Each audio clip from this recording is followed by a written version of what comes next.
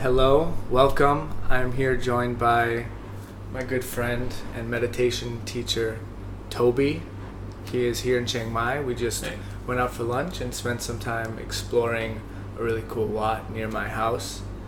I'm actually a little curious myself. When you meet someone, how do you introduce yourself? As a spiritual teacher or a meditation teacher, or no boxes, or Not really, just Tobi.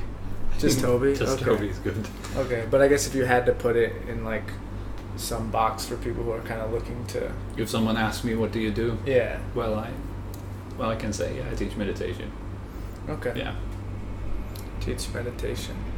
So I went on Tobi's retreat almost a year ago, Mm. and it was really amazing. It's in Phuket, South Thailand, very beautiful, and he was telling me about all these changes he's making and all this. So I'm curious, what is the main struggle you see people go through when they go on your retreats? Because you've seen now hundreds of students, thousands, No, hundreds. hundreds. Yeah, hundreds. Okay.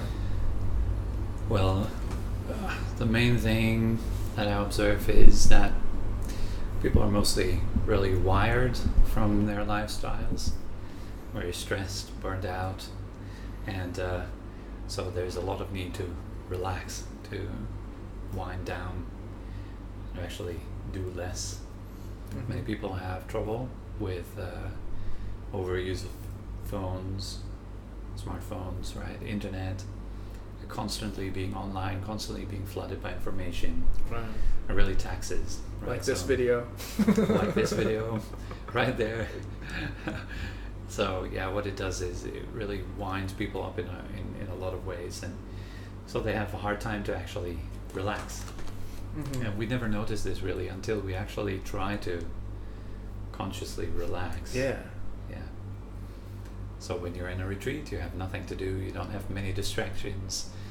Or at least you're not encouraged to go after all these distractions, and then so you will see yourself in a very unfiltered way as you are, and then we see that there's a lot of stress. There's a lot of nervous tension, nervous energy, all that. This is what people mostly struggle with in the beginning.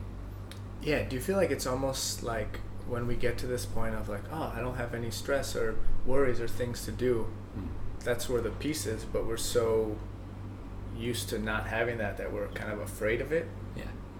It's Yeah. almost as if, and then we like look for another problem to pull in so we can be back in that familiar state. Yeah, you can say that. Yeah, there's this gaps that arise, right? Even we call it like an awkward silence in a conversation. That's a gap, and very often it's felt as awkward. And not only these gaps in conversation, but also gaps of just being busy for the sake of being busy. If there's nothing to do, many people are at first really uncomfortable with that. But if you do have good guidance, if you do have someone pointing out, look, see, this is what's going to happen, you'll probably be a bit uncomfortable, but here's what you can do to become more comfortable in these states, to become more comfortable with yourself, really.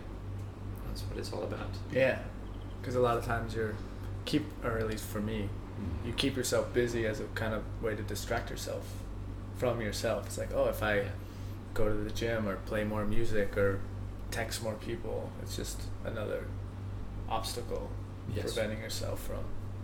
Cool. All right, we're gonna turn off the AC. Hopefully the sound is a little bit better. Yeah. You talked about social media and having your phone.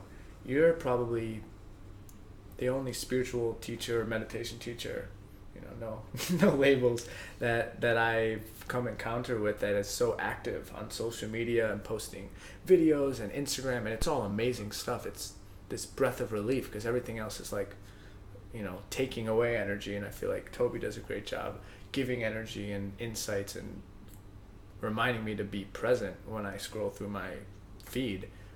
What's your tip or secret to playing the social media game and being online, but at the same time not letting it distract you from your presence?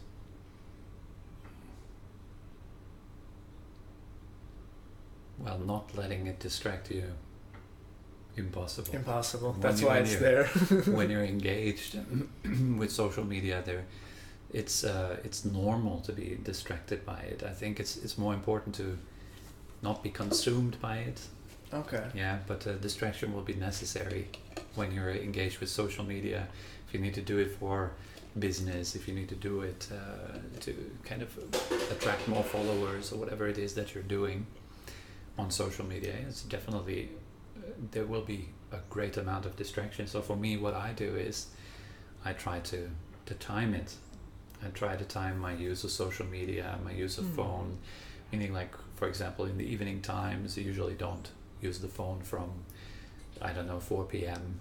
Just, this is what I can do, right? From 4 p.m. until next morning at 10 a.m. Yeah, until everything is set up. I start my day, everything is rolling properly. Then I start to use social media and all these kind of things at certain specific times during the day. That's what helps me to keep that organized and to keep it not just to go after it randomly whenever I feel like it, but really to organize it. Yeah, that's what I do. So I like that. It's kind of admitting, hey, this is a distraction, but let's be intentional when to use this distraction and not just throw it into our lives when we're not feeling well, when we're stressed, or in between things. Because I think for me personally, it comes up like you're waiting in line and you have this urge, or you're like, even when I'm going to the bathroom, you want to pull it out. And I think those types of distractions are far more detrimental versus, okay, today between 11 and 12, that's social media time, I'm going to go on and respond and stuff like that. Okay. That's a possible thing. You could also play with the urges. You can use the urges. You can use the urge that arises when you're, for example, standing in line, as you said. If you feel the urge to check, I need to check. And when you feel that urge, not to follow it, and see where does that bring you? What happens when you're not following this impulse? What happens inside of yourself? What would that gap reveal? Right there it is, the gap. You're just standing in line. There's nothing to do, just waiting there, just being there. Now, if you're not filling it with any content, what do you get to know about yourself? And for most people, probably it's the fact that they suffer, that they're stressed. Right. And it reveals that this is the underlying force that makes you want to check. It's the fact that you're uncomfortable with yourself, uncomfortable with silence, uncomfortable with being. Therefore, we take doing as a refuge. So doing is very often our refuge, thereby creating more stress, which then can only be alleviated by doing more. That's the logic of doing, right? But here we are introducing another force into our life, the force of being. Just being there and seeing yourself as you actually are right now, learning from what you're going through right there in this moment, right here and now. Okay. And what about combining being and doing? Can you do this at the same time, or is it one or the other? No, it's not one or the other in my experience. You can very well be active, while at the same time rest in your center, being aware. Okay. Like us talking right now, for example, you can rest in a center of awareness. You can be very much aware. Like you don't have to assume a posture or anything. Just like make that. it look cool, right? That's like, hey guys, I'm aware now. I'm very aware. Yeah. You're not aware unless you do this and close your eyes. Yes, exactly. That's many people have this misconceptions, right? That you have to kind of look a certain way to signal to everyone around you that you're very aware, very conscious. But this is an inside job, right? As is often said. You want to be aware, for example. Right now I'm talking, and at the same time there is an awareness of words coming out of my mouth. So it's a bit like there's a listening too. Wow. I'm not lost in the talking, at least right now. There is a force of listening at the same time, like being self-aware while I talk. That brings another quality into the talking. Yes, this whole new dimension, right? Exactly, yeah. And that's essentially expanding your consciousness, right? It does, yeah, you can say it like this, yeah. How do you feel it when you now talk, when you say something, at the same time you hear your own voice? How is that? Yeah, it's interesting. Isn't it? Yeah, especially so we have the video screen, we can see ourselves. So it's almost just like when I look at that, you can see what you're doing. Yeah. It's like becoming the observer exactly while you're talking. I like it. It's kind of this like non-identification with me. It's like you're just like the air listening to yourself talk. Exactly. There's just sound arising through your throat, your tongue, the air.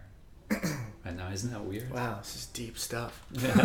And in fact, it's like most of the deep stuff, it isn't really that deep in an intellectual way. It just takes you very deeply into a sense of being here, doesn't it? Yeah. See? All right, so there's the airplane. Let's use that as an example to be. There you go. An opportunity. Exactly. There's always these sounds. And then just listening to them, right? It takes you into what is. In the present moment, you know? That's the Instead point. of being like, oh, I hope an airplane doesn't come and ruin our interview. It's like, Exactly. Oh, there's the airplane. Yeah. Or not even the interview, maybe your meditation practice. Like anything. Your neighbors start hanging up pictures on their walls while you're meditating, so that this should be integrated. It shouldn't be an obstacle. Mm-hmm. Yeah. Yeah, so one thing I would like to ask, and this is from my personal desire to learn from you, is when I'm singing or presenting something like this, any tips of how to not get lost in the talking? Because for me, if I use too much energy, especially with singing when I'm on stage, I love it and it's so much fun, but then I can be absorbed by the music, by the singing, and then when I come back into my body, sometimes I have a headache or I'm low energy. Mm-hmm. And I'm trying to train myself to, in the middle of a song, come back to the breath. Mm-hmm. Any tips for myself or anyone who kind of performs or speaks of staying present and being self-aware while you're, performing your art and sharing in that sense? Well, I would say like 3 things, maybe. Okay. The first one is intention. That's very important. So before you go on stage or whatever you do, and your intention is, I want to do this mindfully. I want to do this without losing my center. Or I want to do this while being aware of doing it. Okay, so this is your intention. That's really important. The stronger your intention is, the stronger you feel, you can say, hungry for it. I really want to do this. The more likely it is that you come to the second step, which is remembering while you are performing. You remember your intent. And mindfulness in the traditional word that is used here in Pali language, for example, is sati. Sati, yeah. So the mindfulness, which means something like remembrance, is very often also translated as remembrance. So that's that remembrance. You remember what you are intending. You remember to fill your mind with the task at hand, to keep your mind full of the task at hand. So for example, you're singing, you're spacing out. You can be mindful of spacing out while you sing. You can be mindful of being fully absorbed in the song and really enjoying it. That you can still be mindful of that. Being absorbed in a song or in something doesn't mean that you have to lose your awareness. And the third point is consistency. You have to kind of do this a lot. Practice. To get good at this, right? So intention, remembering your intent, basically practicing it, becoming aware, like, oh, right now I'm talking. I forgot just now. Now I remember it. So I remembered, okay, nice. now I'm Great. talking. Step 2. Right? That's step 2. And now I need to repeat that. That's step 3. So I need to keep it in mind. So I establish my intent right now again and say, okay, I shall not lose my awareness of talking. So I want to keep it alive as long as I can. It's like a nice game you can play. Yeah, I like it. It's a game. Yes. It's not a task or a chore. Yes. As my teacher always says, sorry, the path, or play the path. Yeah. I like that. Play the path. It's not a serious, somber thing. Meditation, spiritual practice, not at all. Even though many people who go to retreats and all that have become very, very serious and very, in a way you can say, very self-absorbed. For many newbies in meditation, it's often the case we become very identified with this meditation image and become very self-absorbed in this whole spirituality game. And then again, we need to learn to develop this awareness of what am I doing right now? So this is a good question to ask yourself. What am I doing right now? This is not to judge yourself, but this is more to wake up to what you're doing right now. Yeah, and when you mentioned play, so we were just talking joking over lunch, and one thing I really love about you is you don't take yourself too seriously. I don't. And I think it was Alan Watts in one of his lectures. He said, "You should take life sincerely, but not seriously." Mm-hmm. And I feel like a lot of spiritual teachers or any area of life, work, music, they take it too seriously. Do you have any tips or thoughts on that? Because I feel like a lot of people, they see, oh, I gotta meditate, no smiling. You know, it's like I can't have fun, it has to be serious. Yeah. Well, it can turn into the opposite. For example, if I tell you, well, don't be serious, don't take it so seriously, but do it sincerely, then that can become your thing. Now, I'm a spiritual practitioner, therefore I need to be humorous all the time. Yeah, I guess it's still... Yeah, it's about sincerity, as Alan Watts nicely pointed out. The whole path is about sincerity. It's about honestly seeing what is just as it is. It's not so much about forming anything like I need to be very serious, or I need to be very humorous, or I need to be a very certain way so that I'm being the right way. It's more about seeing what is as it is, and that includes, of course, all these neurotic tendencies of self, of our egos. It includes all these fabrications in our mind of how I need to be, how I should be, how I could be, how I could have been, and all that kind of stuff. Just to see that is a very good first step, and then learning from that how it very often causes so much unnecessary suffering. How that is unnecessary, therefore we can drop it. Yeah. Alright, so now I'm aware of the fact that I can't come up with another question. That's okay, yeah. That's okay. So what happens in the silence then?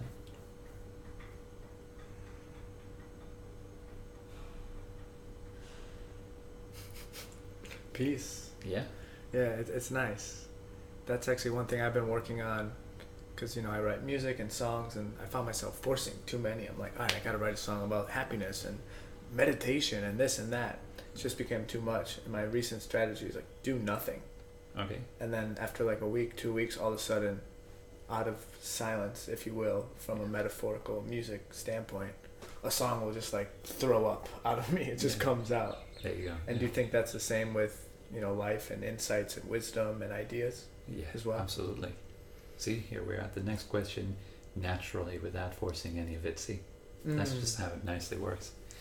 If you learn to listen to life, then life can talk to you. If you learn to listen to that language of life, as it expresses itself through emotions, thoughts, situations, various situations, surroundings, people you meet, interact with, then you will eventually notice, wow, there's a lot to learn here. There's a lot to hear, and if you start to listen and you start to feel guided, so at least that's the case in my case. Right. I feel very often guided because I'm putting more attention to what does this moment actually demand, rather than what do I want from this moment, what do I demand from this situation, what do I want? Well, I want to come across like really spiritual and nice. I want to come across as really knowing my stuff, giving the right answers. Well, that here I'm blocking myself, Right. isn't it? So if I'm listening, if I'm open instead to myself, to you, to the situation, then I can fit into it naturally.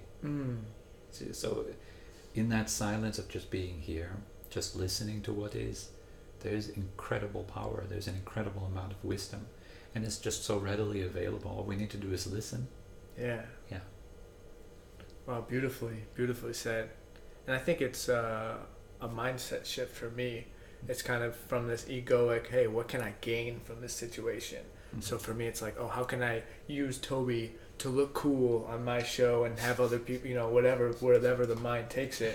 Such funny ideas. Right. Versus, all right, what can I add to the situation? How can I be of service to whoever's out there? How can I make you feel comfortable, or say whatever's coming from, you know, my heart that wants to emerge? And I think that slight change in perspective is, like you said, intention. It completely shifts the intention. Yeah. Sincerity. That's Sincerity. what sincerity is. You're not trying anything. Yeah. There's no trying here. It's just doing. And just two both. human beings just sitting here, Right. just having a conversation. Okay. There is no future involved. No trying to use this conversation as a means. This is not a means. Yeah, that's today. getting in the way. Yeah. Okay. So one question I have a lot of strong intuitive pulls. Like you said, you start listening to life. It kind of tells you what to do. Mm. But for me, sometimes those actionable guidances, whatever you want to call it, clues. I like the word clue. It's just like, not do this. It's kind of like a clue. Hey, maybe you should do that. How do you find the balance between something it's kind of set in the future? For example, if I have this intuitive feeling like, to write a song about some specific topic, but not in that moment. Mm. How do you decide between that, like, all right, my intuition told me I should do it, but then when you sit down to do it, how do you do that while being present, while not having those same thoughts that you had the night before? Because those are from the past and things may change. Does that make sense? Yeah. Well, first of all, intuition is not really trustworthy. Many people think, it's intuition, therefore it must be really trustworthy. Let's say it like this: intuition is not trustworthy when it comes to the idea that happiness is in the future and that my intuition leads me to a happier space. Okay. In that sense, it's not trustworthy, because happiness is now. Right. Okay. Life is now. This is it. Everything else is truly a thought. It's just a thought. And having thoughts about future projects, having an impulse, like, okay, I want to do this kind of song, I want to do this as soon as possible. It sets an intent, right? Mm-hmm. And that intent, it lives as an undercurrent to all your actions. And in the right moment, in the right time, that intent will resurface so that this song can be born. So, but until then, you don't have to worry about it. It's like, okay, I set the intent, done. When that finally will happen, we don't know. That's not sure. Unless you really intend it to be sure. And you say tomorrow at 3 a.m. I want this to happen, or at 3 p.m. Okay. Yeah, then that's more sure. And it also is an undercurrent, this intention. It is a more strong, more clear intention. It will come to fruition then tomorrow at 3 p.m. So the specifics about 3 p.m., is that from, a good place of intention and life talking to you, or is that mind-made of, I have to make it That's at 3 p.m.? mind-made. That's mind-made. Therefore, it's not reliable in terms of happiness. It's just a plan. The problem for many people is that they get caught up with plans. It means they demand from their planning that it will have to make them happy. Okay. That will have to lead to comfort. So many people, that's another thing, by the way, that happens a lot in the retreats. People come and they say, I'm doing this because at the moment I'm in between two jobs. And I've been offered 2 new jobs. And so should I take job A or job B? Now here, there it is. We're stressing out about a future decision. Should I do this A or B? What do we really want to say with that is, will A make me happy or will B make me happy? Or for some people who are more based on fear, they say, will A lead to my demise or B? Or yeah, which is going to be more painful. Which is going to be more painful. So depending on what kind of type of, are you more going towards the hope spectrum or the fear spectrum? Right, yeah. So, and then, of course, we try to make sure, but you can't make sure. That's the stress, because you don't know. You don't know. And that freaks people out. I don't know. Right. Is A good or is B good? Which one is it? They want to know right now. I want to know now. And that's causing the suffering. It's causing suffering because you don't know. The only thing you do know is that you can always make a decision right now. It's not that only one decision is left. Like you have a decision tank when you're born, and there are 500,667 decisions for you, and you almost run out of them. You have one decision left, and it's, will you take job A or will you take job B? But no, you have infinite amount of decisions. Right. You can always decide what you're going to do. But in terms of happiness, it'll never work out. Ever. It'll be more actions, more activities, more things to do. But happiness is not in doing. it's in being. That's the biggest misunderstanding people have. They think that true happiness is within the realm of doing, of having, of becoming. But that's not true. Yeah, of gaining, achieving, Yes. right? It's always the next step away that they gotta Exactly. go reach for. Okay. The Tibetans put it nicely. They have this example of a diamond that is encrusted in these layers and layers of mud and dirt. And what you need to do is not add more layers of mud and dirt so you get to the diamond. You kind of need to let go of all these things that obstruct the diamond. So this is similar when it comes to true happiness, when it comes to meditation. It's going really the other way. Taking things away. Yeah. Okay. No job at all. Well, it's not about not having a job either. It's about stripping down to what is. You want to be with truth, not with trying to. Well, life is not a trying. It's a being. No, but I get that. Yes, I think, yes. and in the U.S. at least, I know I just watched a documentary on minimalism, and that's kind of blowing up because people are realizing they don't need all this stuff in their house. It's just cluttering and causing more pain and suffering and attachment, and less is more in a sense that you become free by, selling and getting rid of all your stuff and just having. You will see that doesn't really work either, because No? people again, Is that still they think about stuff being the cause of their misery. It's not stuff. It's not stuff. So first they think, oh, it's by amassing stuff in my home that I can be happy. Now they think the other way around. No, it didn't do the trick. So it must be the stuff's fault that I'm unhappy. So let's get rid of all the stuff so that I will be happy. No, it's not. Again, we're looking away from ourselves continuously. We're looking at our living space. We're looking into our relationships. We're looking into our work. And then we try to change these things around. And all we ever get is, changing things around, but not happiness. Okay. So you're saying maybe it starts with, all right, I just want to be and then chill and hang out. And then as a byproduct, you're like, wow, I haven't used this part of my closet in 6 weeks. Let's get rid of it.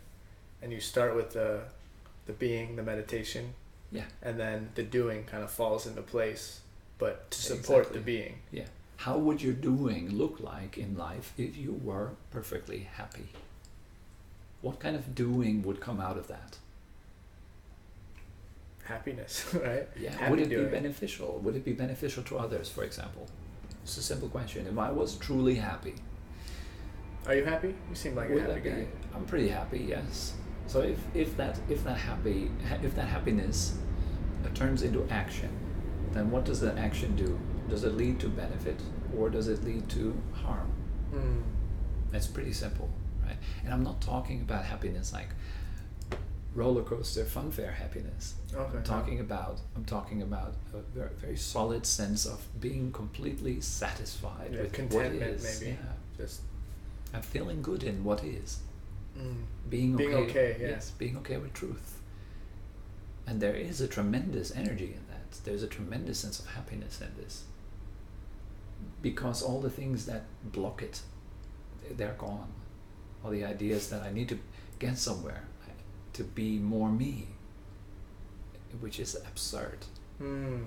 Speaking of truth, like, I don't know, I just felt, as you were talking, you said happy like 4 times. I just felt more happy. Yeah. Do you think there's some sort of energy that happens when, like, you hear the truth and your body or intuition or something goes on that just says, like, yes, that clicks, or you release some of the bullshit that wasn't serving you, or Yes. what, in your words, I guess, what's going on when that happens? Well, if we all resonate with something, right? Some people, they resonate on a very pure level. Some people, they resonate on a kind of less pure level. You have people who are resonating with just mundane happiness. They're just feeling good. They're just in love or something like this. They have a good experience at work, the promotion or something like that. So they're happy. Right. That is already infectious, isn't it? Like, you're surrounded by someone that is just happy. And if you're surrounded by someone who has happiness on a very powerful level, then that also goes to you. Similar goes the other way around as well. If you're happy, that is infectious as well. depends on your level of happiness. Infectious. You get the happiness infection. Yes, it's like that. Maybe right? contagious is less. Yeah, contagious, yeah, that's the word. Yeah. Sorry, I'm not a native speaker, so yeah, it's like a No, I like infectious though, because it puts a positive light on the infection. Like, why can't we get a happiness infection? I'd take one. Yeah. Yeah, so it kind of spreads, right? It translates into it speaks to something inside of you, and your being speaks to something inside of me, and that can go into resonance. That can be the same with anger. Yeah, your anger might be going into resonance with my anger, for example. Yeah. There's all these different kind of things that go into resonance, that go into interplay with each other, and then depending on who you're spending time with. For example, if I spend time with my teacher, he's on a very pure, very high frequency of attainment. For me, it is purely about spending time with my teacher for that very reason, because it's a download that is happening. Yeah, on an energetic level, on not necessarily anymore so much on a verbal level, but very much on an energetic level, on a mental plane, on a mental level. In these levels, very much. So it's very important who we associate ourselves with. If you do associate, if you hang out with people who are, who like to, I don't know, talk about football, you will start to talk about football. Yeah. It's a famous example. Right? Famous football. Famous football. No, there's a quote, it's like, you're the average of the 5 people you surround yourself with. Yeah. I think that applies, Even being around you, just watching you speak, I'm slowing down. I feel this tendency not to speed up, where some of my other friends who are yapping away, next thing you know, I start talking super, super fast to match that as well. And in the other way also, if you're a very happy person, you have a lot of happiness inside of you, that is also spilling out and over as well. I feel that too, and it is very comfortable. Yeah. Great. So to switch topics a little bit. Yes. So you are not a monk. You're married, correct? Yes, correct. I'm curious, because with my relationship with June, we're both getting more involved in spirituality and Buddhism and just learning and growing more. And on this last retreat I went to, it just hit me how I was just so attached to her. And it had been a while since we spent time apart. And I'm wondering if you had any practical advice to have a healthy relationship that's loving and giving without that attachment of I need you. And I feel like with love comes pain naturally, but do you have any thoughts about that to minimize the suffering, or is there a way to completely eradicate the suffering? Or if you're in love, does that imply attachment? Only if you think a lot. Relax. Oh, I'm just thinking too much. It's so relax. Simple, right? Even the question took 30 seconds. But just relax, because just relax, okay. these problems, they're thought. You hear something, you pick up something. Attachment. First, you have to learn the word attachment. Okay. And then you have to learn that from someone else, that relationships are like this and like that. Then you take it on. You look at your own relationship. Suddenly, you contemplate your own relationship. Oh, I'm very attached, actually. Oh, yes, I'm very attached. So then work on detachment now. Right. Okay, so maybe the problem is that when I sleep alone, I miss her, and I think that's a problem, when really it's just some emotion rising that I can just acknowledge, welcome it, say hello. Oh, I'm feeling loneliness. Yeah. And then detach right there. Relax. Okay. Relax right there. The practice is to relax right there where the truth is, right here and now. There you relax. That's the practice. That's what we do. Okay. Simple, really simple. Because when I was on this retreat, I had this fear come up. It was like loneliness, but then the fear was like, what if she dies? That was like the ultimate fear. And then I finally examined that. I'm like, all right, this is a fear. It's based on the future. But then again, the mind comes right back. It's like, but it's going to happen eventually. Yeah. And so would you say for something like that, it's like, if she dies, you'll deal with it then. It's not something you have to prepare for. You just accept that, hey, this is a possibility. And if something like that happens, you take a step back further. You're trying to solve thought-made problems. Okay. By using thought. That's never going to work, right? It's not going to work. That's an Einstein quote, right? I don't know. You can't. Oh, he said you can't solve the problem on the same plane in which it was created. Oh yeah, exactly. Yeah. I think he was referring more to science and mathematics, but I think it applies. It applies to the mind. Pretty much everything the mind do, right? So, for example, you want to solve a thought-made problem by thinking it through. So it's just ego fighting with the ego. Well, it's not even fighting. It's just a thought salad. You have your thought salad, like hamster wheel. More. Yeah, it's just going around. It's like, here is the problem created. There, I'm trying to find a solution, and you create another one, and so. So how would you approach it? You have this thought: "Oh, I'm afraid I'm going to lose someone I love." What would be the next? I'd say, fear, and fear manifests as thought, and that's just what's happening right now. And I learned to be okay with that. Again, I learned to relax around the fact that there is fear. It's normal, right? Human being. I'm a human being. Check. I have emotions. Check. Yeah, like this. And so, do I have to get rid of my emotions now? Do I have to create a problem there?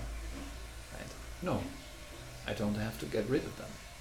I have to acknowledge them, see them clearly as for what they really are. An emotion, an energy in my body. I feel it as it is.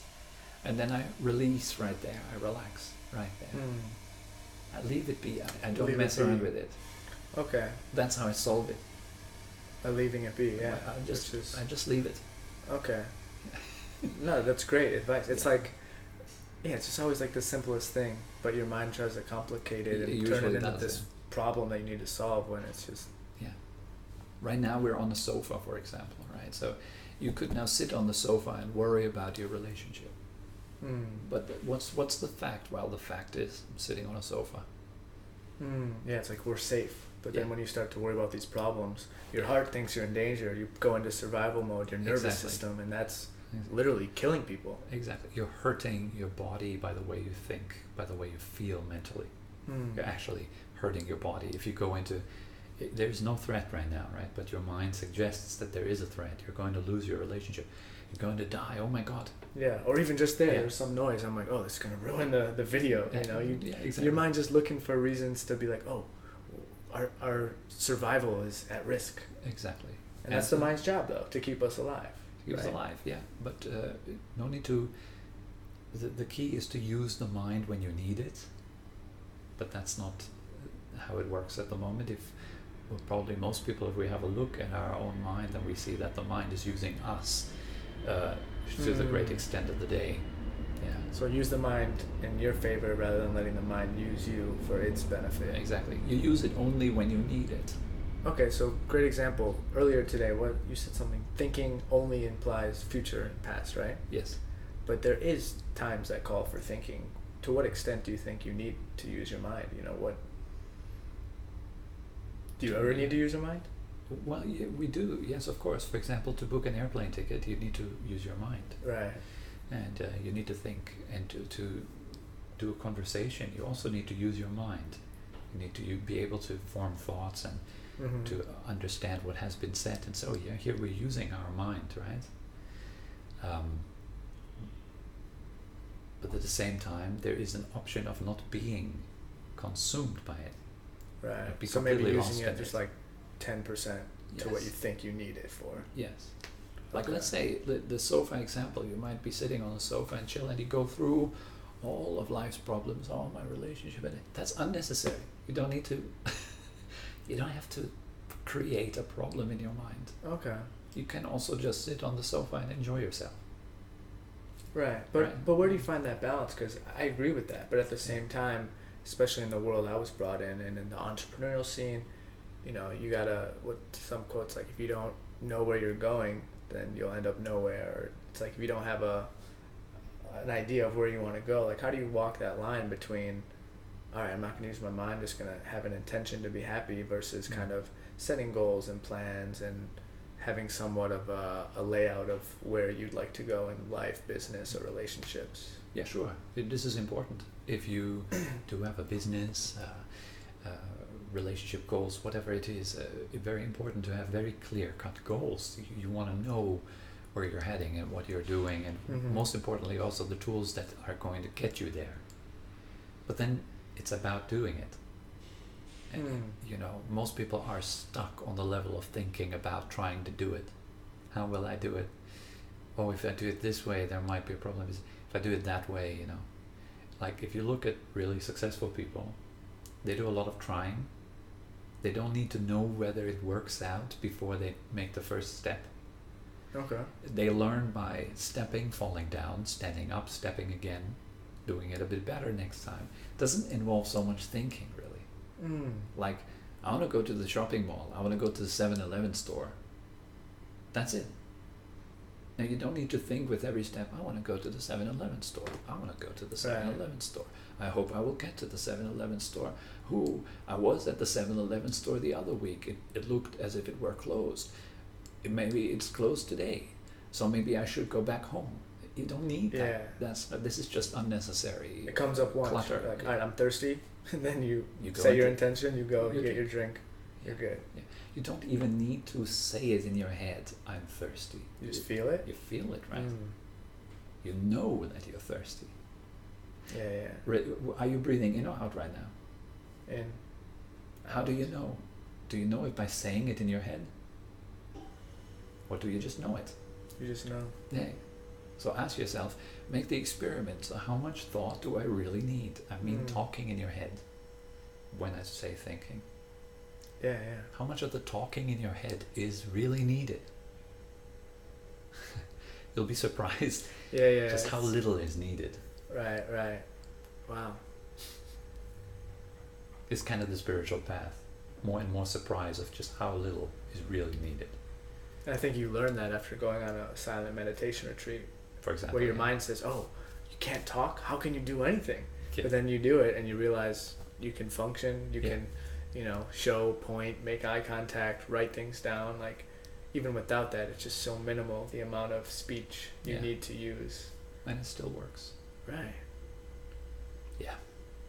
Leaving me speechless.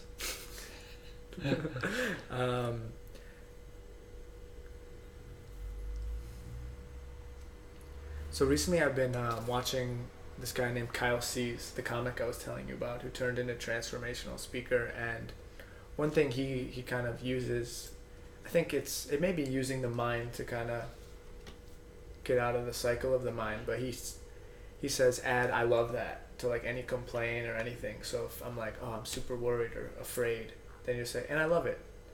Okay. Do you think that's like using the mind, or is that kind of tapping into this heart that says, oh, I accept it, I'll let it be? Or is that just another hamster wheel? Well, you're using the mind in order to create mind-made happiness.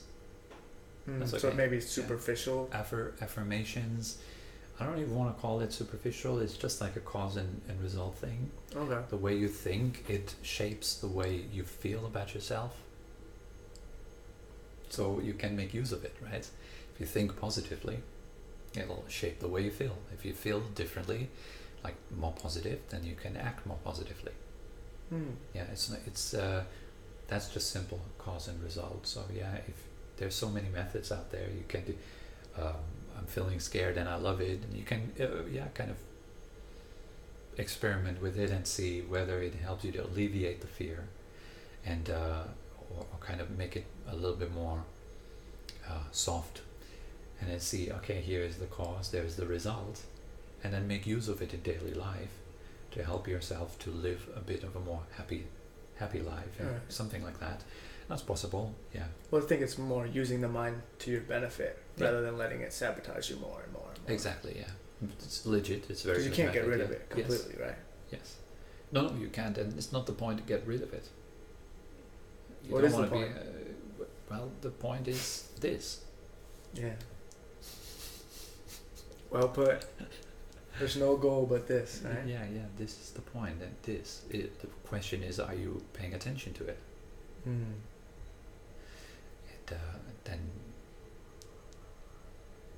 Then a learning naturally takes place. A learning to become uncluttered and happy. Yeah. Relaxed. Relax. Sabai, right? Sabai. That's a Thai word for relaxation, but we were just speaking earlier. It's a really common word. It's used in all sorts of contexts. I think it really reflects the culture, which is awesome. It's just like relax. It's not stress or work harder. It's just sabai sabai. Sabai sabai, yeah. Sabai sabai. So okay, we'll wrap up pretty soon. I got a couple more questions, but before I get into the last couple questions, I just want to thank you personally for coming in here, agreeing to do this, but also just for being you. And I know it sounds super cliche, because to you it feels like your only option, to do what you're doing. I feel like you're doing it because that's your path, and you've maybe tried other things and that didn't work. But to see you go on social media and post all these really, he has these little insights each week, or each week, quite often, and this stuff it's powerful, life-changing stuff, that content he's just putting out there, and the retreats, and it's just inspiring to me, and I'm sure a lot of other people. So I just want to say thank you for being you and staying true to yourself and being on that path, because it's an inspiration for other people who are maybe a little bit afraid to take that leap and to be so authentic. So thank you. All right, yeah, thank you. Thank you. And just a couple more questions. This is more, I'm just curious. So I find that on my path and my quest for wisdom and just being and happiness, etc., every stage, it's just like you reach this, and then you have a challenge, you overcome it, sometimes you go back to that challenge, but it's kind of this just like cycle. You're spiraling up and up and up.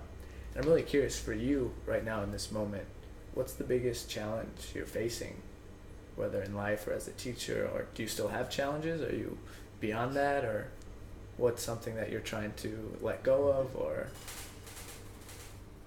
well, the challenges stop when thinking stops. And so many people consider that, oh, no, what, you have no challenge, then like, what's life about, then, well, it's there is then life. It's not anymore an idea that life is elsewhere and I need to get somewhere. That would be the recipe for challenge, right? Okay. The idea that there is an effort and a struggle for me to be more me. But is there really? Interesting. So you kind of, instead of saying, oh, this is a challenge, I need to work towards it, it's rather like, this is just another obstacle along the way. I'm going to move around it and keep going. Well, and not think too much about it. It's another thought. Just a thought, okay. Just another thought. And then I let go right there. This requires a lot of trust. So you could say, well, the challenge is to trust in what is. Okay, so maybe challenge isn't the best word. How about intention? What's your latest intention that you're working towards, or that you've trying to manifest at this time in your life? Well, helping people to be more happy. And actually, you could say then the challenge lies then in me fulfilling that within myself, and radiating precisely that I would like people to feel around me, like happy, uplifted, and present. So the challenge is for me to really come into what is more and more, or the intention is to come into what is more and more. And the more I'm on this path, the more I see, well, this is where it's at. Who am I right now? Who am I right now? Because everything else comes from that. So my challenge is to get out of dreamland of me being more me later, and coming into this is who I am right now. Wow, and embracing that rather than trying to change it and do more. Yeah. Wow, that's powerful. So just quick question. I have a similar intention. I just want to make people more happy. I feel like I've learned a lot. I'm at the point where I'm trying to share more.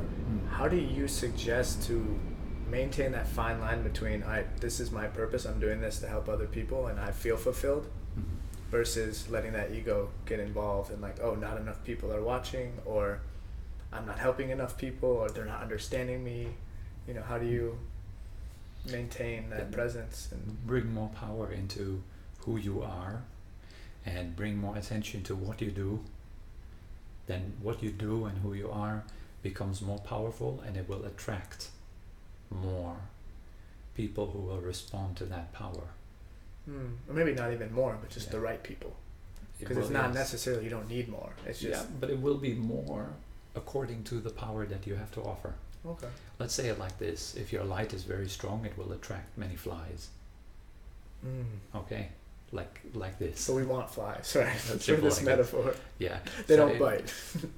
It will attract those who are seeking light. So a fly is seeking out the light. Yeah. So it will attract those who are looking for that light. The more strong that light, the more it will attract those who are looking for that light. And so if you put that light into your music, if you put it into your conversations, if you put it into what you do right now, right here, what you're doing right now is charged by your presence, by your power. And thus it gains momentum. So then it's not about reaching people, it's about becoming more reachable. Yeah, charging that light. Yeah. Don't try to get more flies, just focus on the light. Focus on light, yeah. Oh, wow. So beautiful. So beautiful. Like a lighthouse, right? A lighthouse doesn't have to jump into the ocean and get the fishing ships out there. Yeah, like, hey, let me pull you back into the safe harbor. It just stands there and shines. And so those ships who want to come to the harbor, they know where to look. Okay. So those who have a relationship with you, they will look for your light specifically. And you put that light into your actions, into what you do, into who you are right now. Yeah, right, and I think that's true for anyone, whether you're trying to start a channel, write a book, or just have awesome friends, right? Just focus on that light and it'll attract the flies that it's all about that you want to authenticity and just being here fully. Sincerity again. Yeah. Honesty. That's what attracts people. They don't want to see more fake stuff. Yeah, there's plenty of it out there, right? Yes. Plenty of it. Cool. And then real quick, we were talking about Thai. I know this may catch you a little off guard. Is there any Thai sayings that you really appreciate for the wisdom of, like, you know, anything you want to share from the Thai culture that you think people in the West who don't speak Thai could really learn from? Well, there is a saying of there is a story, actually, a little story. Even better. That two very famous monks in Thailand, they met. The one is Ajahn Puttathát, and another one is called Luang Por Sumeto. Remember those names. Sumeto is one of the main chief disciples of Ajahn Chah, late Ajahn Chah, and he went to visit this great master. He's already passed away, Ajahn Puttathát, and he asked him this question: if you were stranded on a desert island, right, and you just had one item that you can take with you, what would it be? And that great master answered, just a little paper on which there is a note written that says, "Man pen yang nan eng," or "Manคือyang nan eng," which means "Manคือyang nan eng." Yang nan eng. Yang nan eng. I will work on that after. Yang nan eng. So manคือyang nan eng, which means it is just like this. And this is one of my favorite quotes. In fact, I have it as a tattoo here. Yang nan eng, which means yang is not yet, right? Yang means like. Oh, it's like okay. This. Yang nan, like this. Yang nan. Eng, just eng. like this. It's just like this. It points to truth. It doesn't point to it should be like that or it should be like this. It points to the way it is, which is truth. So that's one of the sayings that I find very simple, very practical. Okay, one more time, slowly. Yang nan eng. Yang nan eng. Yang nan eng. Yang nan eng. I'm also learning Thai. That's why I'm making him do this. Yang nan eng. Yang nan eng. And it means it is just like this. It is just like this, yeah. It is just like this. Okay. Kind of similar to like c'est la vie, maybe? Yeah, this is life. Like this is how it is. Yeah, if you take the c'est la vie in the deepest sense, well, what is it that is life? This is life, right? Yeah, breath. This is life. Okay. What is it? Okay, it is just like this. Wow. Yeah. Cool story. I think doesn't remind me of any Hollywood movies. It's like Castaway. It's like instead of the volleyball, he does a piece of paper. Yeah, it's just like this. Yeah, it's not Wilson. Yeah, it's not Wilson. It's a very special Wilson. It's cool. Like this Wilson. It is like this. But I think that's a good reminder. It reminds me of I think it's a Zen story where they says, "Is that so?" It's kind of like, okay, is this how it is? And instead of denying anything or challenging it, oh, is that so? Yeah. And I feel like it's so simple, but we don't use these terminologies very often in the West. More it's like, oh, it can't be true, or there's got to be another way, or there's things that force this suffering of avoiding what is. Yes, and that's the whole point of spiritual practice, again, to see what is as it is. Yeah, that's Vipassana, right? Seeing things clearly. Seeing things clearly, yes. Yeah, which is not as easy as it sounds, right? Not as easy because, there's a lot of things that pull you elsewhere. Right. Great. So before we sign up, I want to talk about, what you're doing and where people can find you. So you've got this YouTube channel, Little Insights, that he posts every week, these videos, they're like 15, 20 minutes long? And, something like that, and they're little insights, but very, very powerful. And they're called Little Inside episode, whatever, how many do you have now? 54 or something. Yeah, so maybe by the time you're seeing this, he's on like 200. But he's got a YouTube channel, which we'll link to. Your Instagram, right? Phuket Meditation? I think Phuket Meditation or something like this. I'm not sure.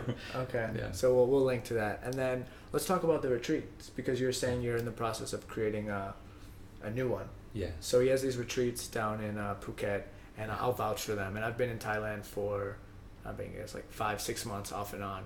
And I've done 3 retreats here, one in Myanmar, and his was by far my favorite. I think it was the most powerful, most impactful, and I don't want to get too much into the personal things because everyone's experience is different, but I liked it because it's beautiful, you're out in nature, the food's delicious. If you like Tobi, I love the way he speaks. It's very clear and easy to understand. There's a sauna and a pool. I don't know if you still have that. No sauna anymore, yeah. No sauna. But there is a big pool. There's a pool, but I like it. And he was telling me you're creating this new retreat so that it's more relaxing for everyone. Can you talk about this new retreat and what it's going to consist of, and maybe the right type of people it would be for? Well, so we have these kind of 4-day retreats, right? Staying by February in New Year, they will start every Friday and end every Tuesday. And so you can hang out during the weekend and stay a little bit longer if you like. Right now they're still in our old schedule. They're all starting every Monday and ending every Friday. And these retreats are running basically throughout the year with a few breaks in between. And everyone is welcome. It's particularly good for beginners, people who want to explore meditation a little bit more, get an idea what it's all about, and who are looking for relaxation, feel stressed out, feel wound up, how do you say it? Wind up, like really wired from their jobs, from living in a city environment all the time and having to do constantly stuff, so very, very good to come and relax. So what's the schedule of this new format? Well, schedule is pretty much the same. We have it online. I don't want to go into all the details because it's too long, but it really starts every morning at 6 and finishes. But it's flexible. It's not like this rigid schedule. Like show up here, show up there. Yeah. It's very it's relaxed. We have nice. We have a few fixed times in the schedule in the morning and in the afternoon, but throughout the day, for the majority, you are having time for yourself to just be and relax. So it's very relaxed, laid back. There's no how you say, it's not a rigid kind of schedule. Which is what I liked about it. It's not like, hey, you need to do this or become this Buddhist, whatever. It's just like relax more. Hey, chill out, right? Yes, it's about relaxing on a very deep level. When you do that, stuff comes up and magic happens. But exactly, yeah. So it's not your usual kind of relaxation. You go to a holiday. Our basic idea was to help people to have a true, real holiday. Like many people, they go on these 2-week holidays and they come back just only slightly more relaxed, and then they go back into their working routines. For us, you have 4 days and you relax almost like on a regular holiday for a month or something like this. Yeah, You relax on very, very deep levels. It's deep relaxation That's rather what it than is. distracting relaxation. Exactly, yes. Cool. So, All right. yeah. So Phuket Meditation, that's the Phuket name. Meditation. So we'll have the links in the description. Or if you have any questions, I've been on the retreat, so I'll be happy to answer them. I know it's sometimes nice, for me at least, to have a friend or someone you know who's been on the retreat just to validate it and make sure it's not, crazy or too difficult or not what the website says. But I can vouch for it. They're very fun. Maybe I'll be down in Phuket, maybe during burning season. Sure. It is not sure. Would be nice to see you. Yeah. So, but yeah, thank you so much for watching. I'll let Toby close it out. If you have any closing words or quotes or anything you'd like to say, the stage is yours. Okay, maybe say something extremely spiritual. Namaste. So spiritual. So spiritual. So profound. So profound. All right, let's end. Hit the bell. We'll end with a little bell. This is do you know what this is? I think it's Tibetan, right? It's Tibetan. It's Om Mani Padme Hum. Om Mani Padme Hum, which means It's a mantra for invoking the great compassion of the Buddha. all right. So when I ring the bell, you guys will feel the compassion. You feel the from vibes. the Buddha. It comes directly to Yeah, you. here we go.